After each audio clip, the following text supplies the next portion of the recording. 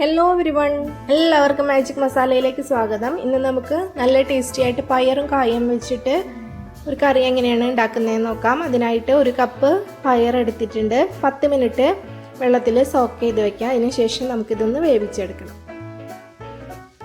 നന്നായി കഴുകിയെടുത്തിട്ടുണ്ട്. പയർ നമുക്ക് കുക്കറിലേക്ക് ഇട്ട് കൊടുക്കാം.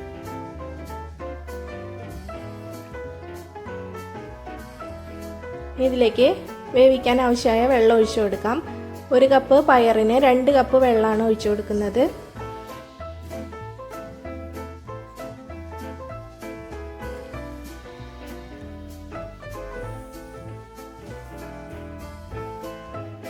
ഇവിടെ കായ എടുത്തു വെച്ചിട്ടുണ്ട്. ചെറുകായാണ് എടുത്തിരിക്കുന്നത്. 4 കപ്പ് കായുണ്ട് അരിഞ്ഞെടുത്തത്. അത് നമുക്ക് നന്നായിട്ട് കഴുകിയെടുക്കാം. മഞ്ഞൾപ്പൊടി ചേർത്ത് കുറച്ച് നേരം ഇത് കറ പോവാനായിട്ട് വെക്കണം. അതിനുശേഷം നമുക്കിത് വേവിച്ചെടുക്കാം. ഒരു 10 മിനിറ്റ് മഞ്ഞൾപ്പൊടി ഇട്ട് വയ്ക്കുക. അതിനുശേഷം നന്നായിട്ട് കഴുകിയെടുക്കുക.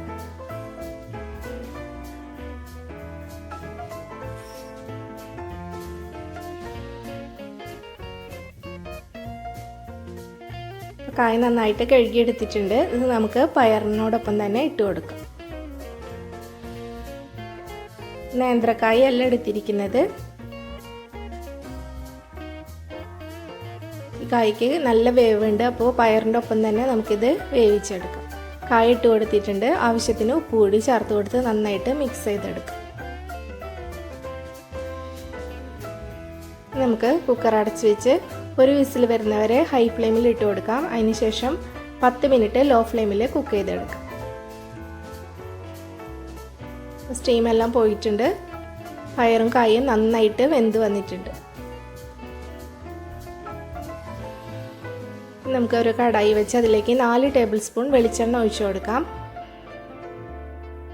എണ്ണ ചൂടായി വരുമ്പോൾ അതിലേക്ക് കുറച്ച് ചുവന്നുള്ളി, 2 അല്ലി വെളുത്തുള്ളി, കുറച്ച് കറിവേപ്പില ഇത്രയും ഇട്ട് കൊടുത്ത് നന്നായിട്ട് വഴറ്റിയെടുക്കാം. വെളുത്തുള്ളി ഒരു ചെറിയ അല്ലി വെളുത്തുള്ളിയാണ് എടുത്തിരിക്കുന്നത്. ചുവന്നുള്ളി ഒരു 10 അല്ലി എടുത്തിട്ടുണ്ട്. ഉപ്പ് കുറച്ച് കുറവുണ്ട്. അപ്പോൾ അതും കൂടി ഇട്ട് കൊടുത്ത് നന്നായിട്ട് സവാള വഴറ്റിയെടുക്കാം.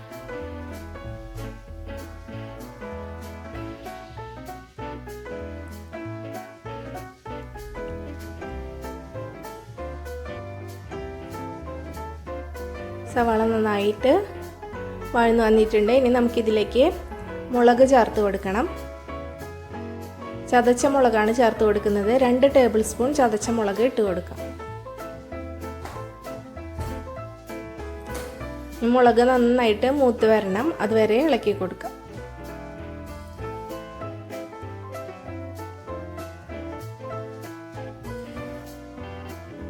മുളക് നന്നായിട്ട് മൂത്തിട്ടുണ്ട്. ഇനി നമുക്കിതിലേക്ക് പയറും കായയും വേവിച്ച് വെച്ചിരിക്കുന്നത് ഇട്ട് കൊടുക്കാം.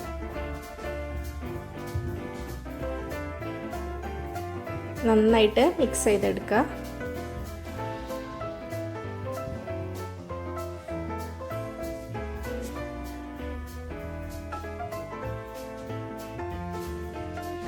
നമ്മുടെ പയറും കായും ഇവിടെ റെഡി ആയിട്ടുണ്ട്.